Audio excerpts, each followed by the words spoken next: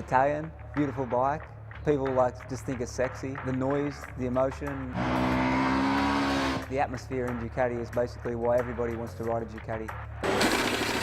You mostly use your heart and your hands. I spend a lot of time riding the motorcycle and having fun. It's really a very emotional type of job.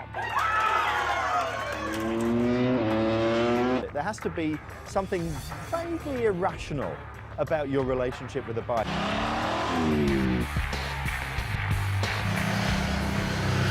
The Ducati design philosophy, I think, is all about passion. It's about the visual elements of the bike, that every part of the bike has to look as good as it performs.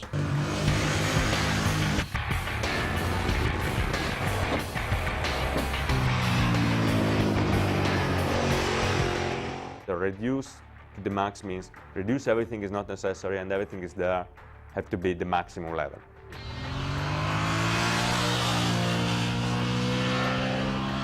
There are different ways about how you create a new bike. I'm always fighting with the engineers, frankly, on that one. Because the engineers think that the great bike comes from a process. I think that the great bike comes from magic.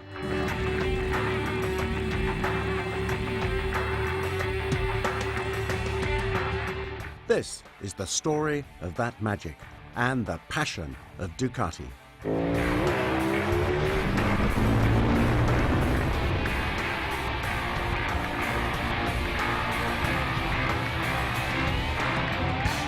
It is a story of men and machines, of passion and pride, of success and setbacks.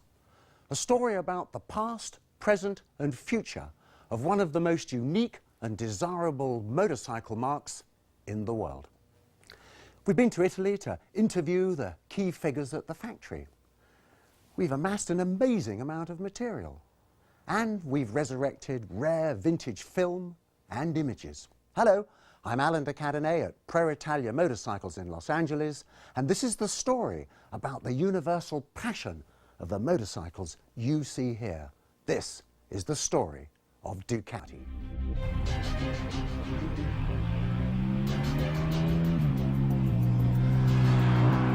People feel like if they buy a Ducati, well, they actually do. They become part of a family, you could say.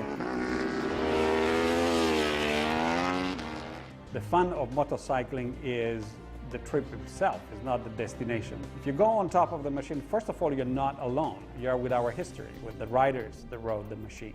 Their soul is in the machine because the machine has been developed, taking their suggestion, taking the technological breakthrough. The injection came from racing, traction control came from racing, the brakes are developed in racing, and the machine is quite different from anybody else. We have some characteristics that belong to us and to nobody else.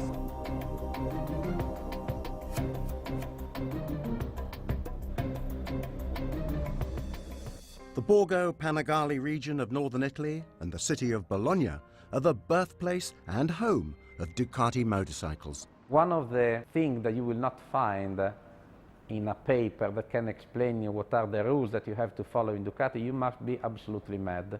This is the priority of the people. You must be mad for motor. We live in Emilia-Romagna. This is the name of this region that is also nicknamed as the land of the engine.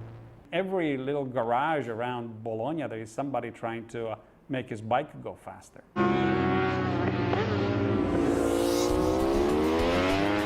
Fast bikes lead naturally to racing. Claudio Domenicali heads up Ducati's legendary race program. Racing is part of the heritage of the company. The company started back in the 50s with racing bikes. The racing has always been the backbone of our culture.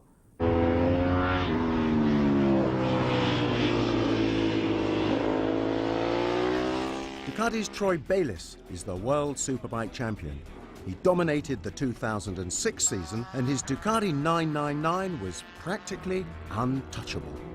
I'm part of the Ducati family, and just every time when I come back past here and see the bikes, sometimes I pinch myself because I don't believe actually where I've come.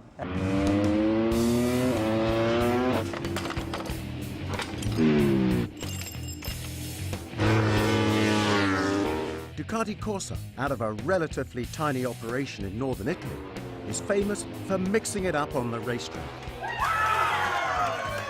and beating the deep pockets and seemingly unlimited resources of the huge Japanese factories. Ducati has won more World Superbike Championships than any other manufacturer and has more single race victories than all the other competitors combined, not to mention their giant-killing status in MotoGP. At Ducati, they relish the reputation of being David to the Goliaths of the industry, both on the track and on the street. We sell about 40,000 bikes a year. Honda sells 9 million bikes a year. 40,000, 9 million. Think about the different financial strength of the two companies. And yet, just a week ago, we were at Motegi in their home and we just won. And they sent me very frigid congratulation notes, all the Japanese manufacturers. They didn't like it. And I think, you cannot achieve that if you don't have the passion, if you don't have the territory around here. Have you ever tasted the Italian kitchen in a restaurant in New York or somewhere else, and the taste of the Italian food in a little trattoria outside the center of the town? The taste is completely different. It's like our bikes. You could make something that is similar to a Ducati, but is not a Ducati.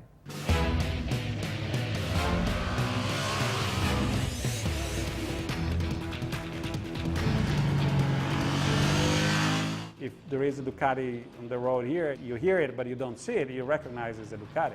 Harley is the same. Harley goes potato, potato, potato, and you feel it. Ducati goes room, room, big, fat room. The Japanese, they have the same kind of wee, wee, wee type of very high pitch, and it could be one of the four. They don't have a personality, they don't need a voice. We have a character, we have a personality, we must have a voice.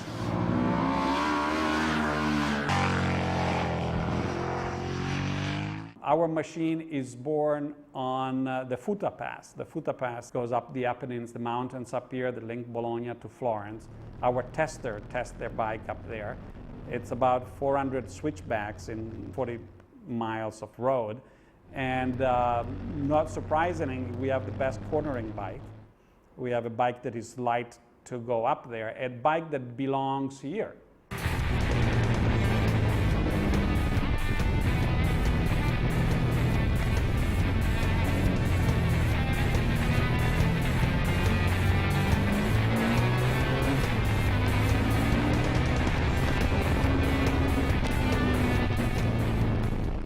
If you think about it, Harley-Davidson belong to Milwaukee. Both are bikes that have a soul because they belong somewhere. They are born on a territory. A Japanese bike is born in a Japanese factory. I mean, how much fun can it be of being born in a Japanese factory? They are great machines, but they don't have this soul. Our bikes have a voice.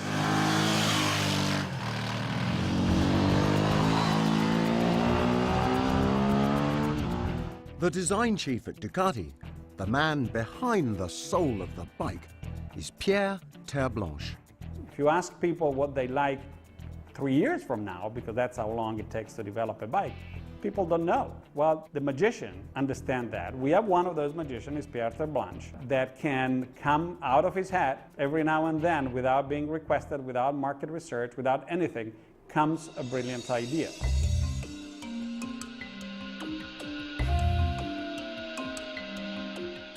Terblanche's latest brilliant idea? A whole new type of bike, the Hyper Motard. I think people don't realize how small it is till they actually see it or sit on it. It's actually smaller than a 660 Yamaha. Wheelbase-wise, the enduro bikes are normally about 1495 super motards. This is 1460, so we're that much shorter wheelbase-wise.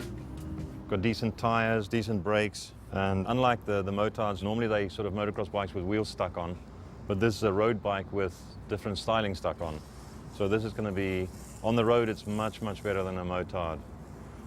Got decent power, lots of torque, meant for normal people riding in normal situations, not on the racetrack, town, going to work, getting in the mountains and embarrassing the superbike riders. If you're good enough, that's not me, but it's just meant to be as much fun as you can get on two wheels. And that's what everybody that's ridden the bike said about it. It's a lot of fun. Probably the most fun motorcycle we make.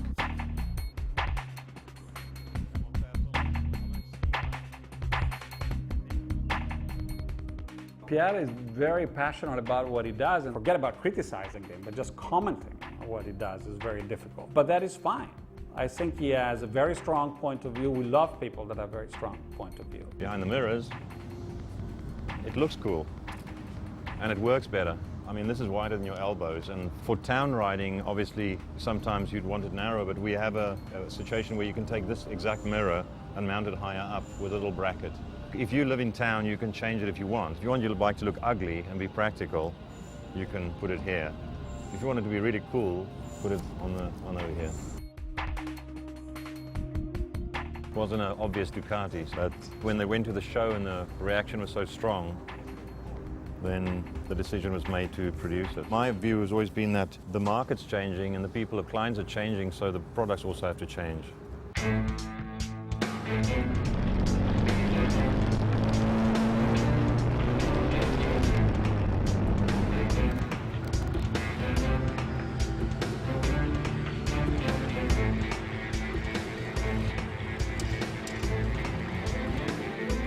My average day, it doesn't exist. My days are very unpredictable.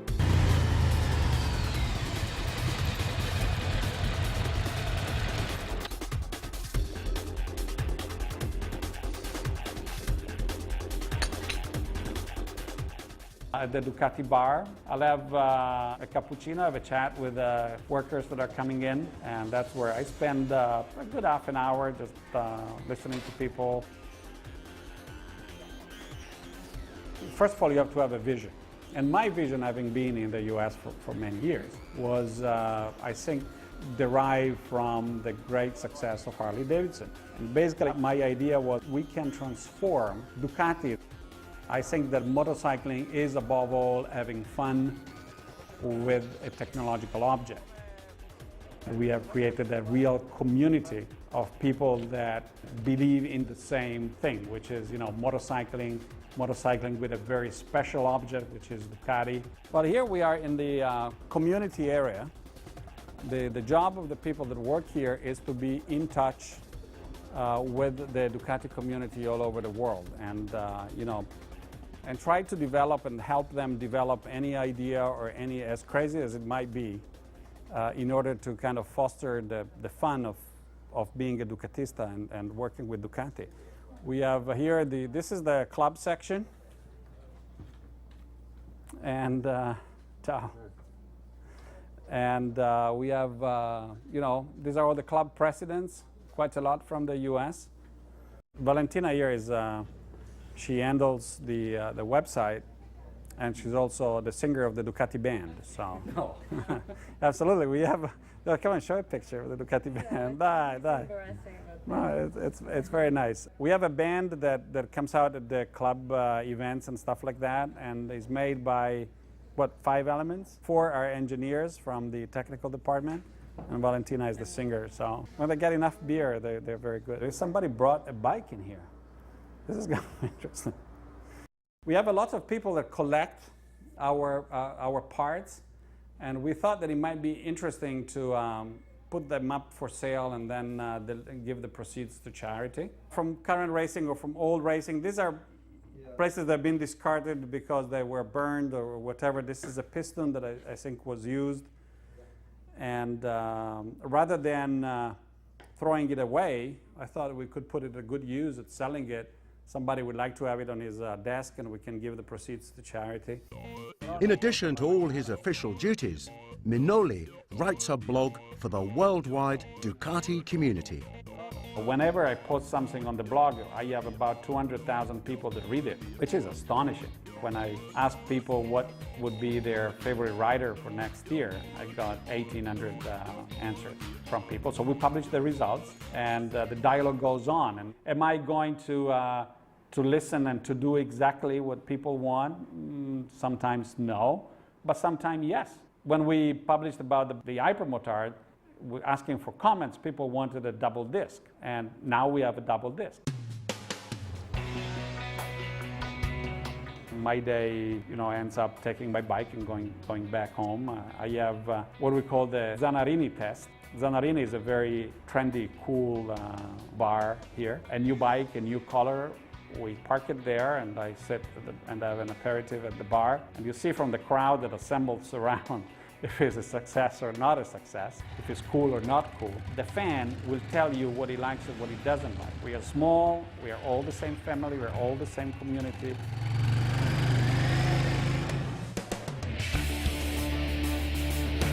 But it's not just the culture and mystique that set Ducati apart. The engineering is different too.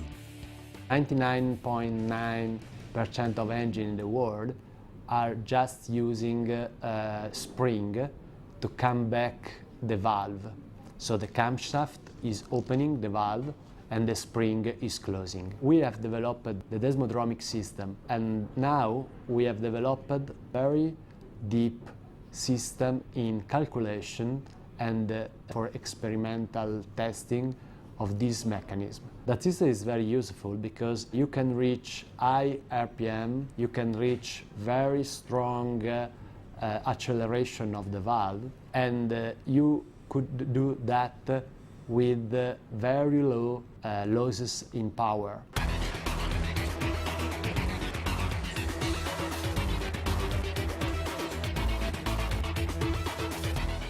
Another point is the layout of the engine. Of course, there are a lot of 2-cylinder and 4-cylinder in V configuration, but the Ducati one have the characteristics that we call L-shape. L-shape, it means that the V of the cylinder, the front one and the rear one, the front is quite horizontal. We know very well that system, and we have developed all the bike, I mean the street bike, the super bike, and even the GP, around that concept. So we are not designing the engine after we design the bike, but we design the bike and the engine together because the system should be fully integrated even with the rider.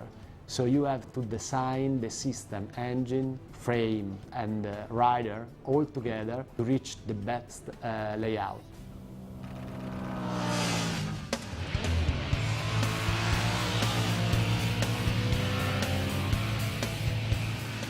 The simplest and most popular version of the Ducati philosophy is what the Italians simply call Il Mostro, the monster.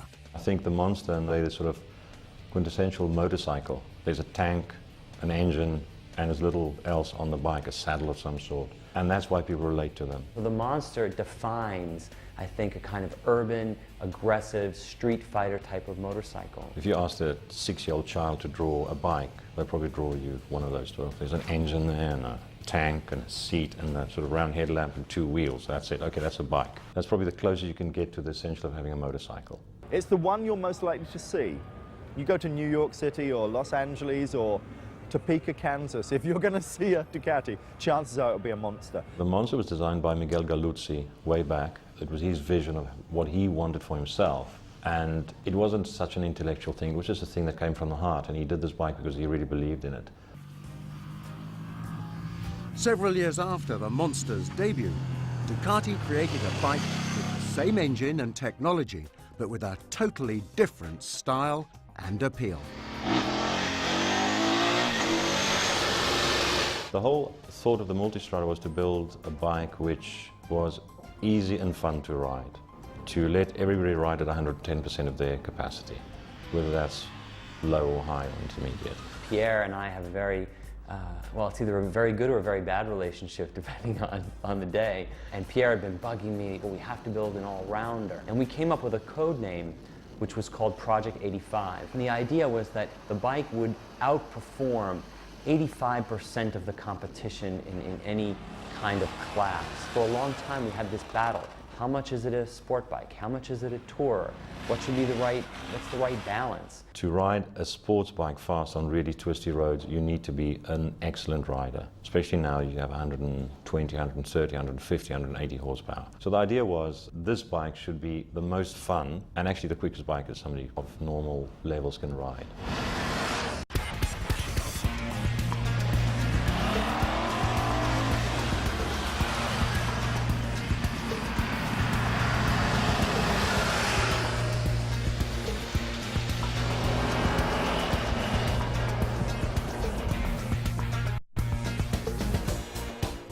Every Ducati, regardless of model, shares the same unique Italian heritage. I think probably the museum is the best part of the building.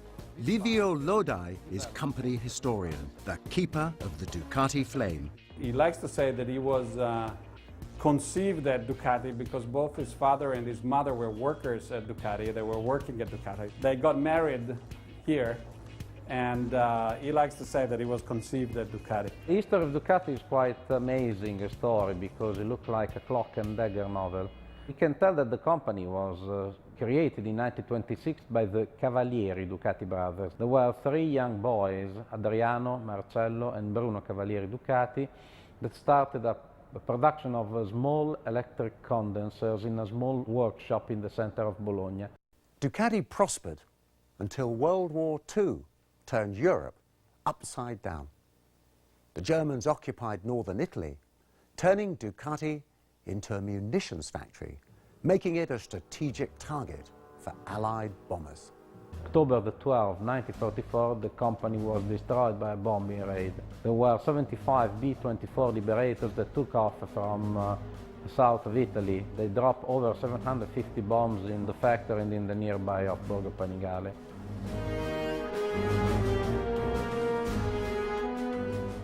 Livio is such a fanatic about Ducati history that he tracked down the actual US Air Force photographs of the bombing raid on the factory.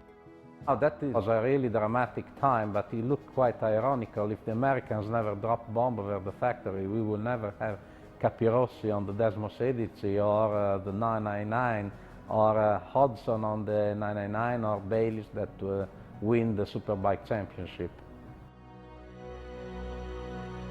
To stay alive after the war, the Ducati factory had to reinvent itself and meet the needs of a new post-war Italy.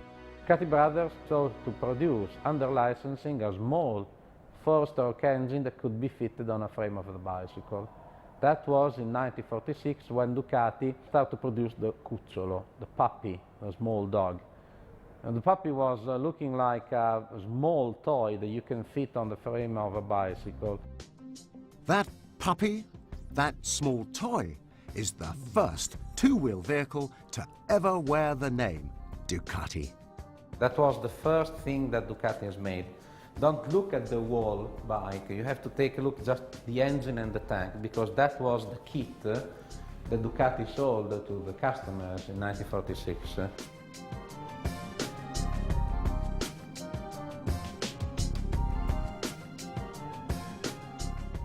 At that time, nobody had the money to buy cars or motorcycles. We are talking about 1946, just after World War II.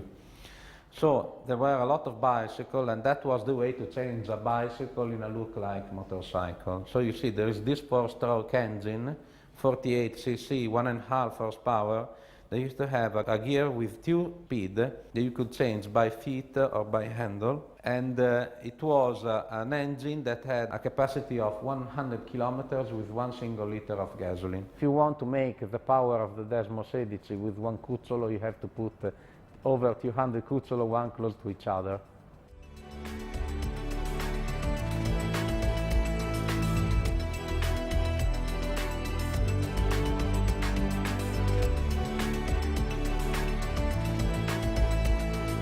In 1954, an earthquake happened in the company, earthquake in an ironical point of view. The genius was hired that made the difference for Ducati, Mr. Fabio Taglioni, Dr. T, the man that developed the Desmo, the V-twin, the teleframe, so we must be devoted for the genius of this man. This man developed the first concept of a racing bike, the first official racing bike. In the early years, Ducati participated to races, but this has been just an inspiration that the riders themselves made on common bikes. Taglioni developed the first bike, the 125 Grand Sport, so nicknamed as Marianna.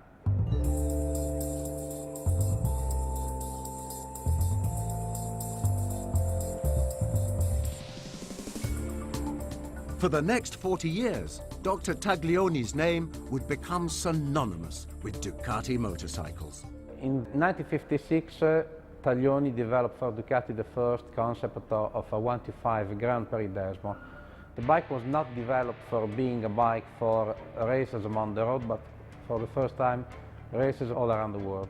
That happened when Ducati became worldwide famous, when we took the first victory in 1956 at the Swedish Grand Prix of Hedemora. And that was the beginning of what could be called the revolutionary age of Ducati.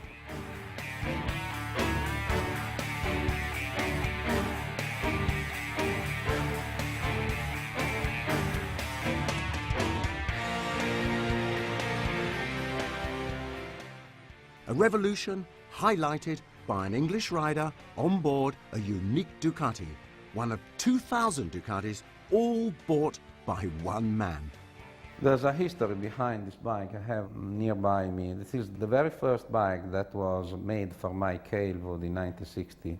The bike was the 250 twin-cylinder Desmo that the father of Mike Aylwood's son, he came here and he asked for a special bike for his son. The management said, you must be crazy. You cannot afford to sustain the expenses of a project like this. And to demonstrate that he was able to do this, Stan Aylwood bought 2,000 Ducati bikes and became the first Ducati dealer in the UK.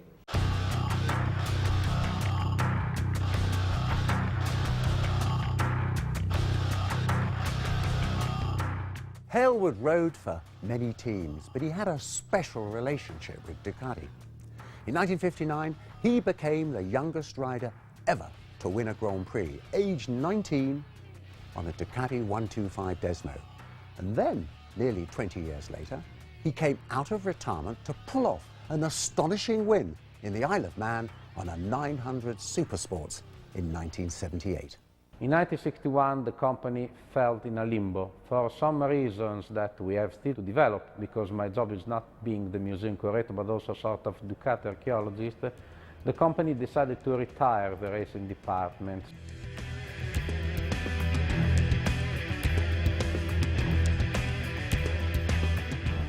But the production bikes were still exceptional. Ducati became well known for its beautiful, nimble-handling Desmo singles throughout the 60s.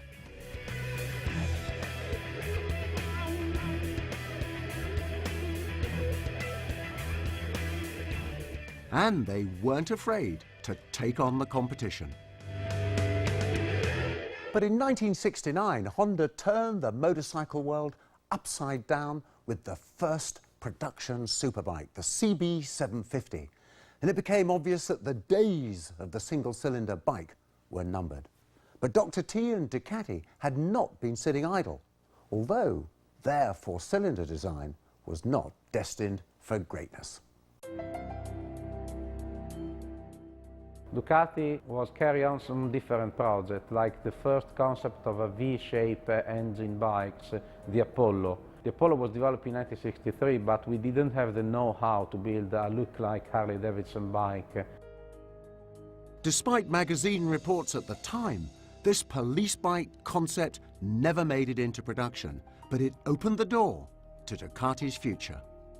The Apollo is the link that explains how Ducati passed from singles to V-twin. If you take a look to the shape of the engine, it's a 90-degree engine, but it was a four-cylinder engine. Ducati's US importer, Joe Berliner, asked the factory to build a bike he could sell to compete with Harley-Davidson.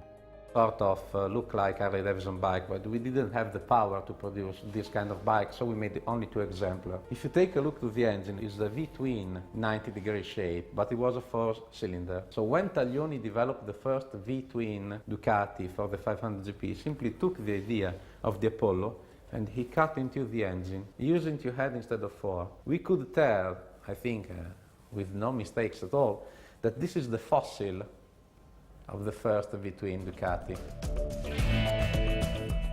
In 1972, Dr. T introduced the gorgeous new bevel drive 90-degree V-twin, the 750 GT. It might not beat the four-cylinder bikes in a drag race, but almost overnight, it became the most desirable motorcycle on the planet. And the new production bike reignited Ducati's interest in racing. The explosion happened in 1971 when Ducati returned to the races with the 500 GP.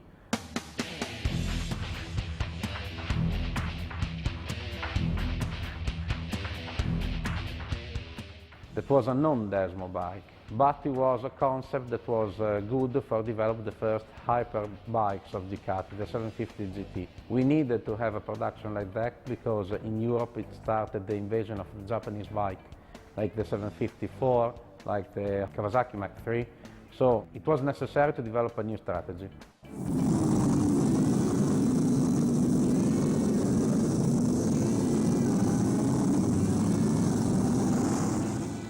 That strategy was to develop the new 750 V-twin for racing.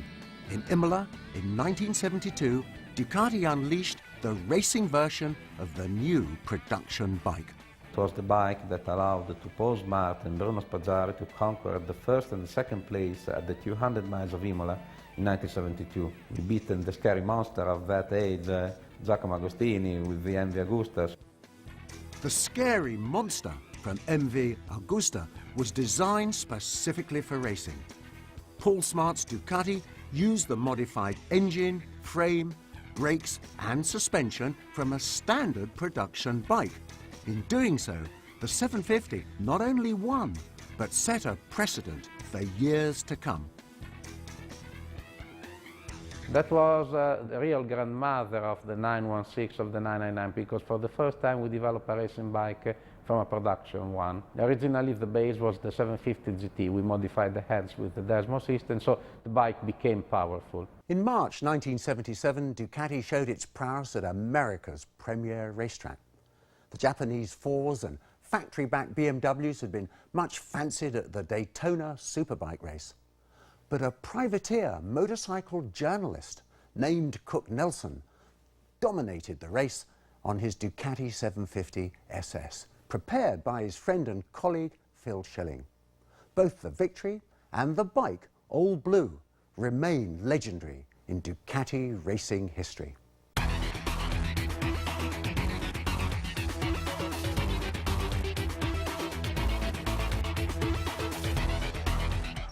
The 750 Supersport is still one of the most haunted bikes of Ducati because it was the very first Desmo V-twin of Ducati.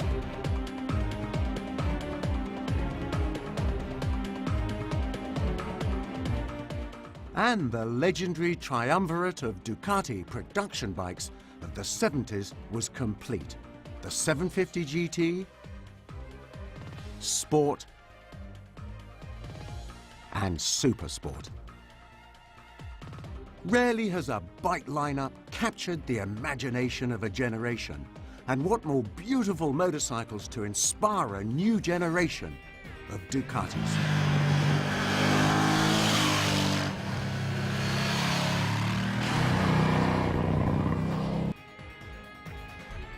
I think that we are small and flexible enough that we can give a certain amount of money to Pierre, not too much, to develop his own ideas up to the stage of a mock-up. And every year or so, it comes up with this beautiful mock-up. And then we decide if we produce it or don't produce it. The Sport Classic came the same way. But I think that the magic was there. And why Pierre has the magic, I don't know.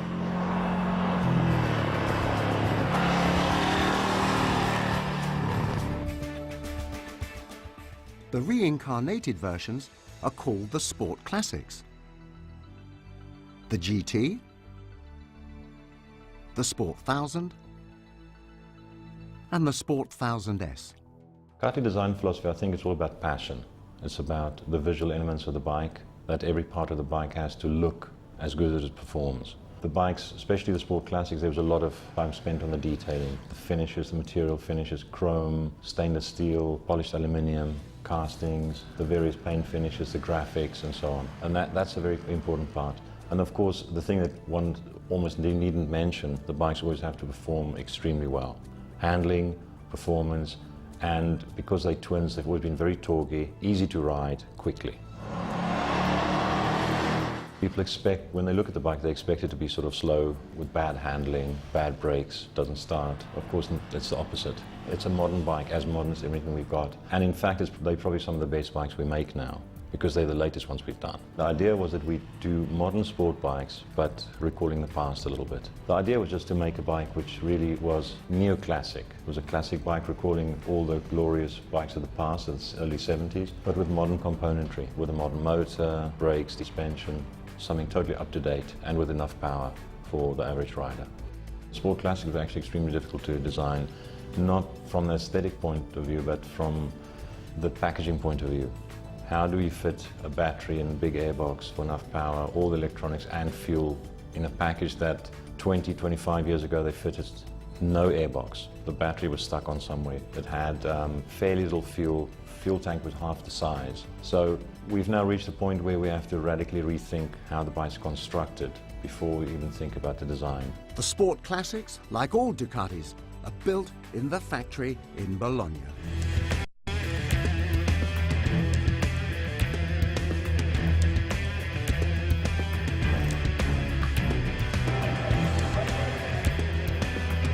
This is where all the bits come in, parts from Brembo, Marzocchi, Marcassini, etc., to build up motorcycle, along with the raw parts that are going to be machined for the engines, etc. We begin as an introduction to the factory with lots of pictures you see along the wall. The pictures represent an evolution of Ducati through time, including pictures of the original factory building, doing electronic pieces in the center of Bologna in the early 20s, through motorcycle manufacturing in its current location here in Bologna. Also, you see some of the early logo types on the motorcycles, which have evolved through time, and you'll notice some of today's Ducatis, we've gone back to some of the earliest logo types.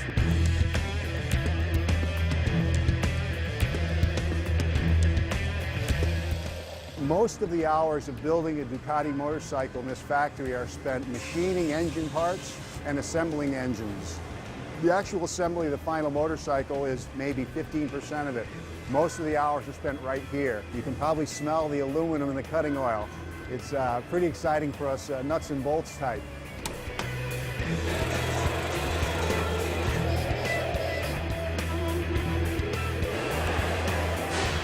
Here's a raw casting of a 1000cc two-valve cylinder head as it comes into the factory. This is how we receive it. It hasn't had any machining yet, so again, it's a raw casting.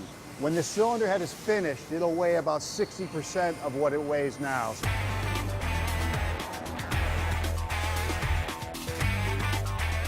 Anybody that comes to our door has the right to come in and see the plant. And the workers are instructed that they have to talk to the people, because the workers are Ducatisti, the people that come here are Ducatisti. They have things to tell each other. And here's a cylinder head at the end of the machining process, where the combustion chamber has been machined, valve seats have been installed, the guides have been installed. And again, this weighs about 60% of what it weighed when it came in.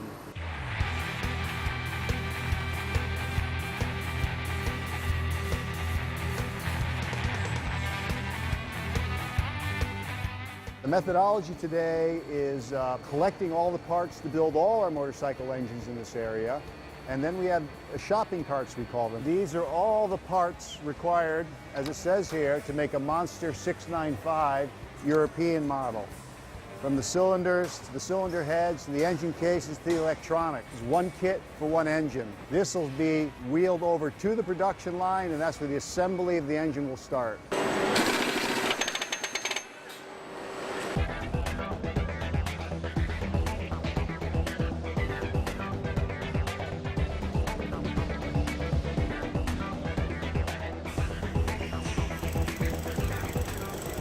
You can see the cylinder head starting to be added to the engines, clutch covers, electronic side cases, oil filter, cam belts, etc. As we follow down the end of the line here, a completed engine will come off the line.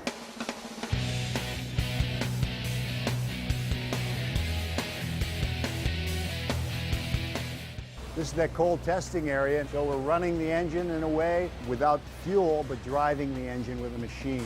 And we're spinning the engine, things set in a little bit, and we'll do a final valve adjustment here before it goes to the final assembly in the motorcycle, and then final hot testing.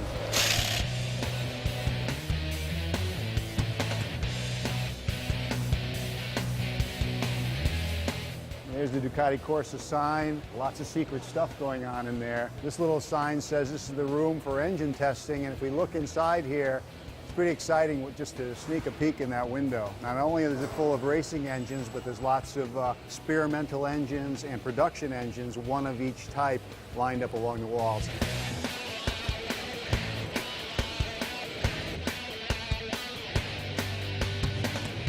Beginning of the production line, this is where the engine and the frame come together for the first time. You maybe say the birth of the motorcycle in a way. As you can see, this is where the trellis frame meets the L-twin engine here.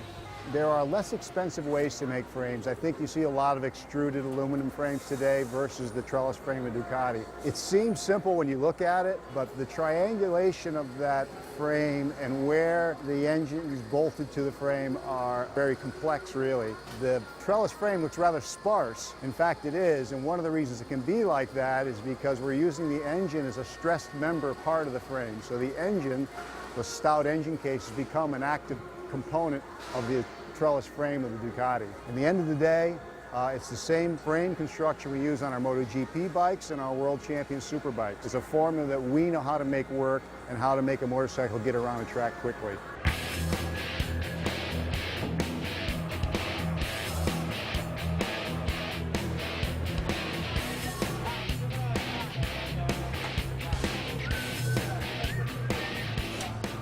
One of our partners in business is Brembo. This arrives at the factory like this. It's a wheel, a tire mounted and balanced, pressurized, with the discs and the bearings installed.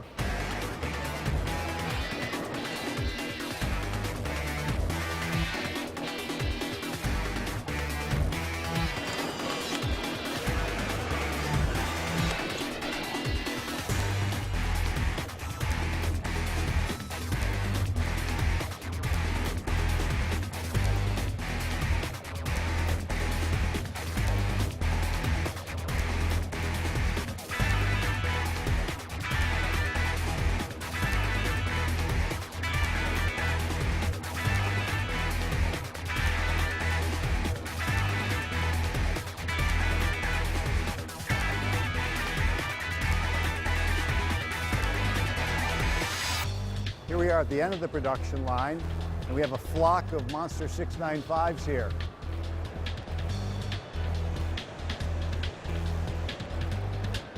Now, taking the bikes from the end of the production line, we're going to go into hot testing. And he's going to start up for the first time. He's going to run the bike on the dynamometer. So if we go over to the window to the side here, we can watch the process.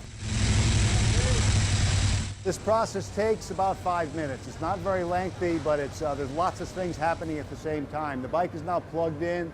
The information, the data is being recorded for this particular motorcycle. The individual components, the final motorcycle are all linked together at the end, and that data is captured. You can hear him revving the engine now, and he's just sort of feeling and sensing the motorcycle now.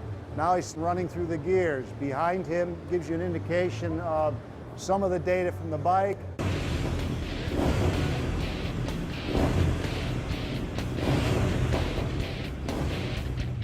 After this, it's a matter of putting it on a pallet, shipping it up to a warehouse where we store the bikes and ship them to the next destination.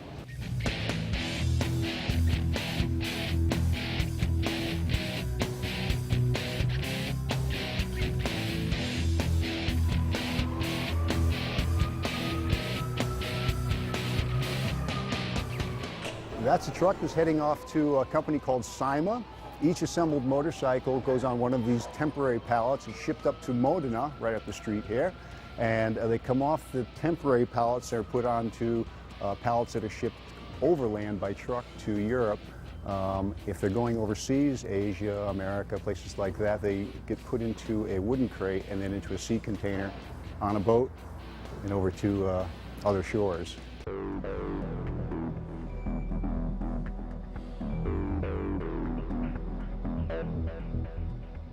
Today, they're shipping a lot of bikes from the factory in Bologna, but that wasn't the case in the early 80s when Ducati, on the verge of bankruptcy, were under the control of the Italian government, and those were dark days for Ducati, until another Italian family stepped in. So you can imagine how difficult was that time But in 1985, the Castiglioni brothers came and they gave a new resurrection of Ducati. They started to believe in what Ducati has made as motorcycle all around the world. They developed first the 750 F1, that was the last project that Taglionis made.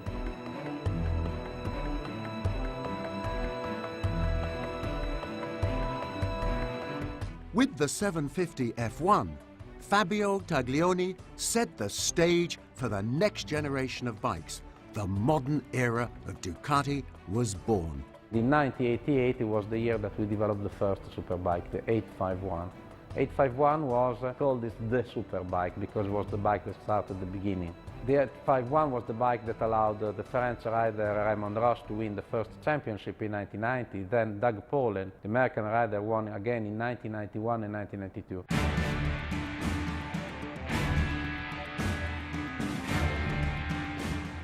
Ducati's continued development of the V-twin sport bike led to the introduction of the most desirable bike since the original 750 SS, the 916. But it wasn't an unobtainable machine for a select few.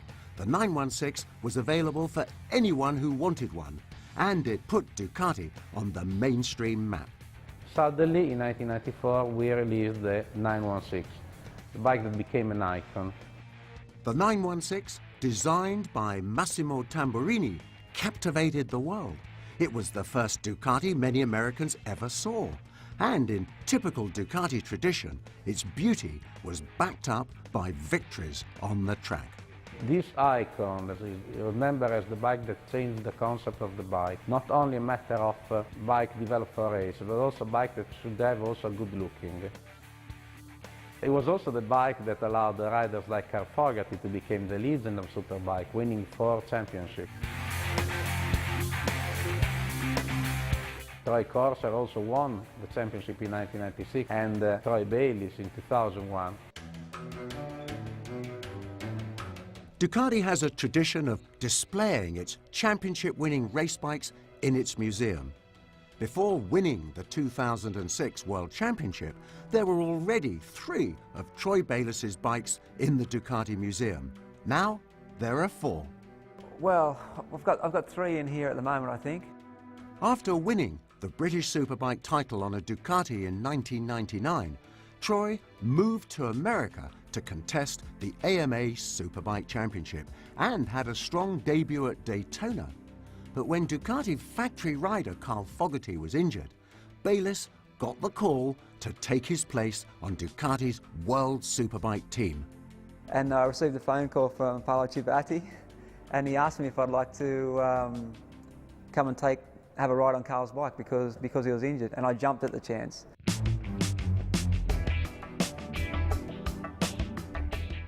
America's loss was World Superbike's gain. Next year we won the World Championship, so I've got a couple of bikes in here now, and it's like I say, it's special, and now we're going to have another one. That's perfect.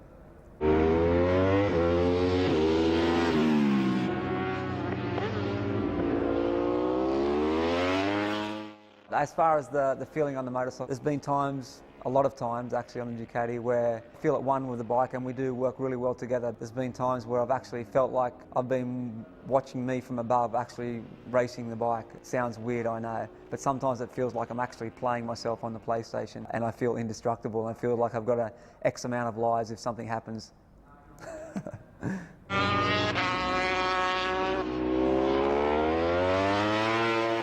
Different things go through your mind, but mainly, you know, when you're really, like I'm saying, in form and you're at one with the bike, nothing really comes into mind. You're just concentrating on the race and just making everything right. But, you know, I'm a racer. I love the speed, I love the noise, and it just comes naturally for me. Some people see me on the bike and they think, wow, you were really out of shape out of that corner, and when I come back into the box, somebody might say something like this, and I think, I can't remember, because for me it was nothing, unless, you know, it was some big crazy moment. But honestly, whenever I ride the bike, 98% of the time I feel so much in control that nothing can go wrong.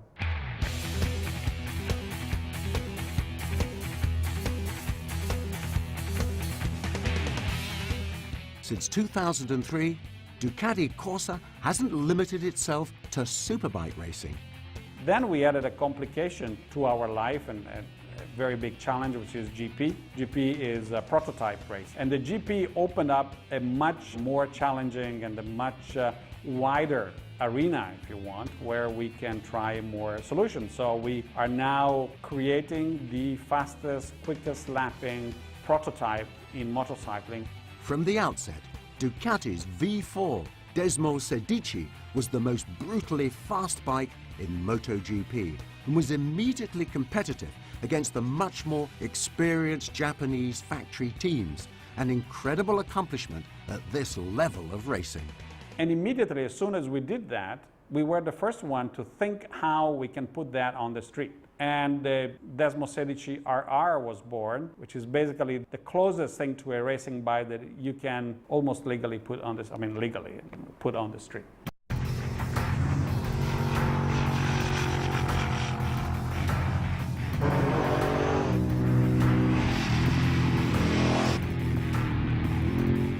Make no mistake about it, Ducati Corsa has played a major role in bringing the next production superbike to life. We have a clear mission to deliver to the customer a bike which is the most pure derivation of a race bike you can buy on the road without compromising. For us, racing is not only marketing. The main point is to develop our knowledge and put our knowledge into the market in our product.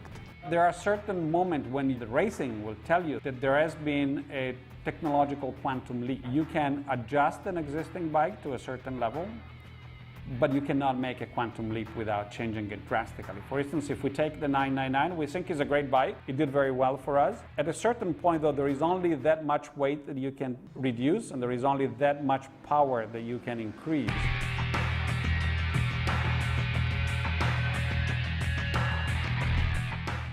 Ducati's latest race-bred street bike is the 1098. It will be the most powerful twin ever built in the history of motorcyclists, that for sure. It will be the most powerful and light twin available on the market. Our main motto is designed by the stopwatch, because it's exactly what we did, you know. When you are in the track, there is one that is the real judge, that is the clock, no? So if you are putting some strange things just because you want to be different from the others, but the solution is not so good, the clock will tell you that is a mistake. We did it with a quantum leap. You have a new engine, you have to redesign the entire bike. You might as well redo the design because the designer has something better in mind, and that's what we did. I could walk you around the motorcycle and show you a large amount of specification that is directly derived from our race program. Not only our World Superbike race program, our MotoGP race program, because MotoGP for us represents the ethereal, the absolute cutting edge.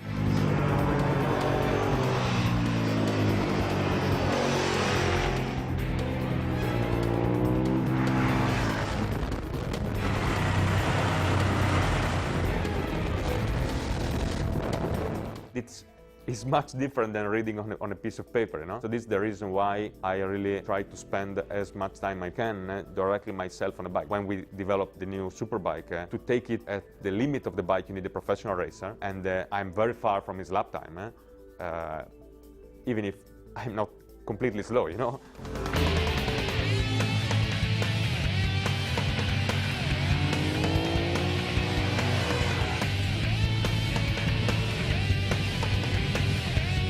From the outset of the project with the 1098, we looked not only at design, specification and performance, although those things were very important. My feeling, the hand I was holding up in the product development meetings was, we have to be competitive. We are a tiny player in the sport bike market.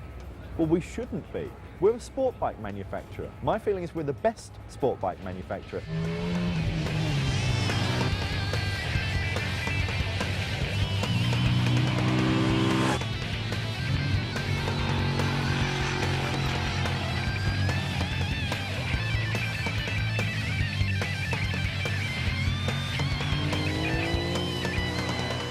The hardcore Ducatisti, who may be feeling a little threatened at the moment, I can reassure them that it will never go mass market.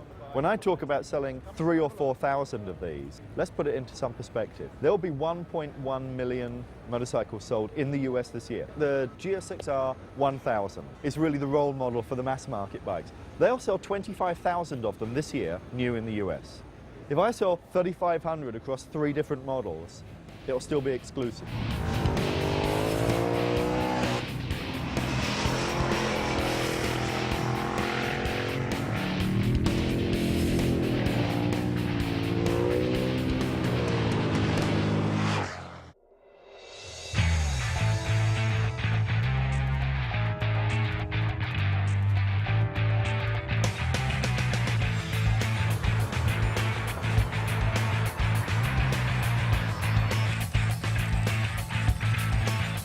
I think this place is special, and the thing we produced and we made here are special just because there are people that have the will to do.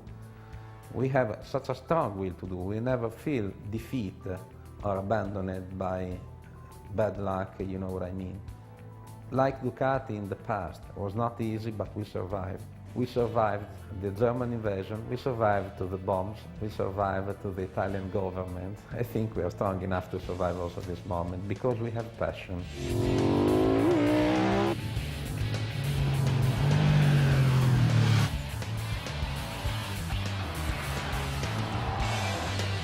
Ducati and Ferrari and Maserati and Lamborghini, it's not a random thing that all of these companies are in this particular part of the world. There's a tremendous culture for craftsmanship, for handmade things, for things that last, for things that endure. You know, I think that Ducati is definitely a true motorcycle for true motorcycle enthusiasts. It's a bike built by motorcycle enthusiasts for motorcycle enthusiasts. These guys are just extremely passionate. They're normally interested in design, and they're really interested in what goes on inside the motor. They follow the Grand Prix, they follow the racing. They're just true enthusiasts. It's the cycle parts that really get me going. That's what I'm a geek about. The motor's great, but it's 160 horsepower. If I ever get to exploit more than 100 of those on the street, I'll be doing well. It's a track day motor. Yeah, it's a bragging motor, and it's glorious.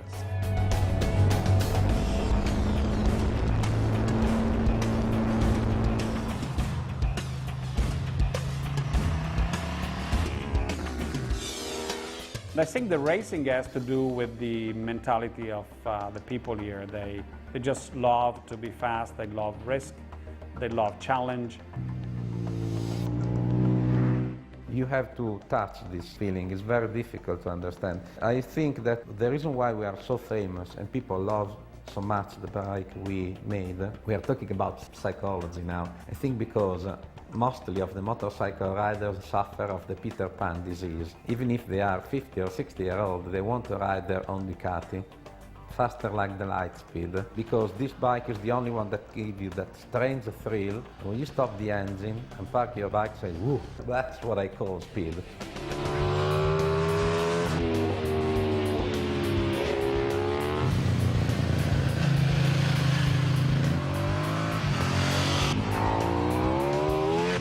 Men and machines, passion and pride, success and setbacks. And every now and then, a twist of fate. But when all is said and done, it's the motorcycles that are the story. From the simplicity of the early singles to today's sophisticated race-bred machines that keep the passion alive. I'm Alan Ducati at Pro Italia Motorcycles in Los Angeles. Thank you for sharing our ongoing passion for Ducati.